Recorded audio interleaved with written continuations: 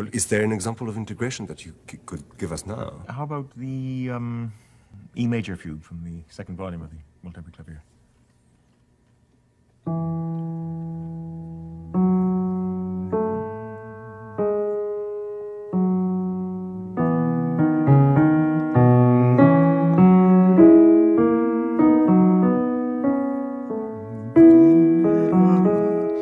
You know, it isn't exactly the world's most original thought, but what a choral piece this would have made. Absolutely. Every line seems to be conceived vocally. Yeah. And maybe because he wasn't trying to cater to an instrument in any way, there's a sense that there isn't a wasted note, there isn't an artificial, a superficial note. Everything is material to the material. Everything absolutely grows out of the original subject, the original 6 notes which started it all. Even the first counter theme does.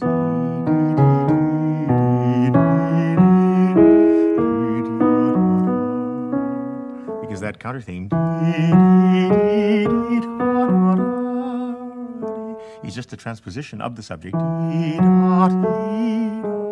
to with a little bit of ornamentation. And then after he gets through the exposition, what I just played, the exposition where every voice has its say once, he starts into the first of those wonderfully compact, convoluted, in the best sense of the word, stretto overlaps.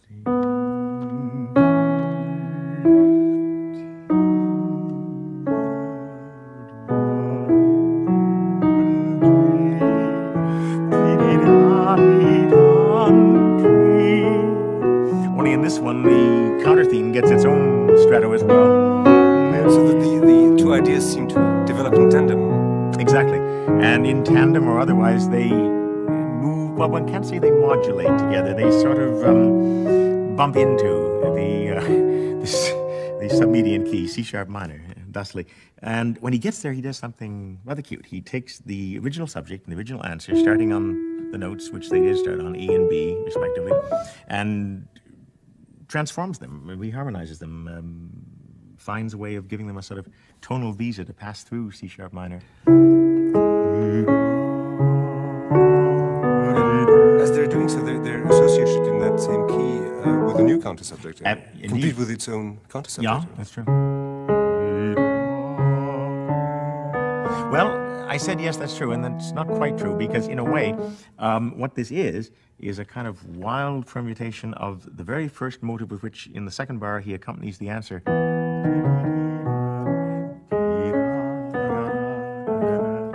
So far-fetched as it may seem, even that doesn't go to waste entirely.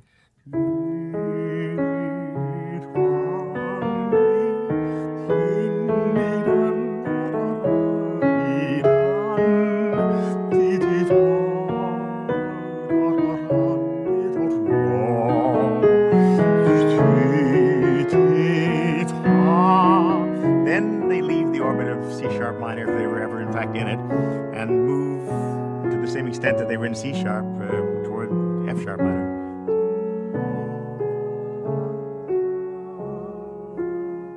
In which key he does something very nice. He takes the theme, deprives it of the one expressive interval it has, the minor third, and fills it in as one would sing it in a scale.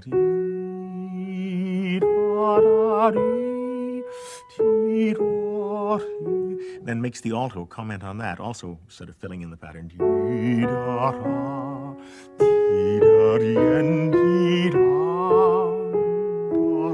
Except that in the alto, he starts to play around with the modes and goes up one way and comes back down another.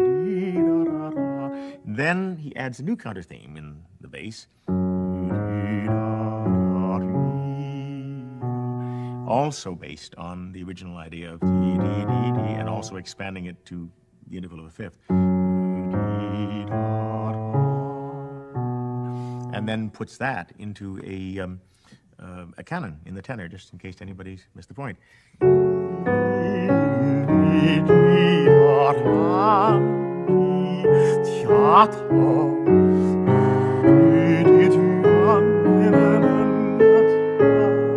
Then they leave F-sharp minor by the same submedian route by C-sharp minor exit.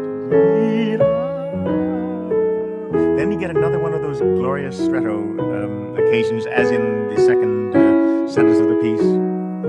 Then he does something very, very interesting. After that stretto, for the first time, he introduces 6 diatonic notes in a row, which doesn't seem like doing anything very special. But up till then, every motive that he's used has either been delineated by a fourth, as in, or on a fifth, as in the case of the counter subjects. He suddenly adds 6 notes successively.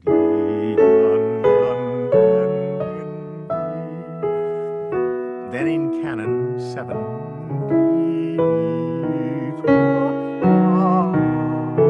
And as though to sort of celebrate the ending, which seems to be close by. Except it isn't that close. He's going to back off once more, and he backs into the submedian key, which he hasn't visited before, G sharp minor.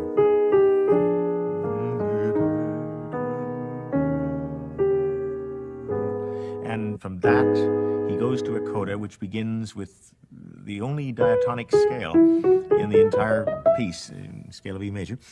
So we have first the 6-note thing, the 7-note extension, the 8-note extension, and it's rudimentary material, but it makes for one of the most gloriously fulfilled codas he ever wrote, I think. Well, what about playing the whole fugue now? Yeah, okay, I think I should, and one masterpiece coming up.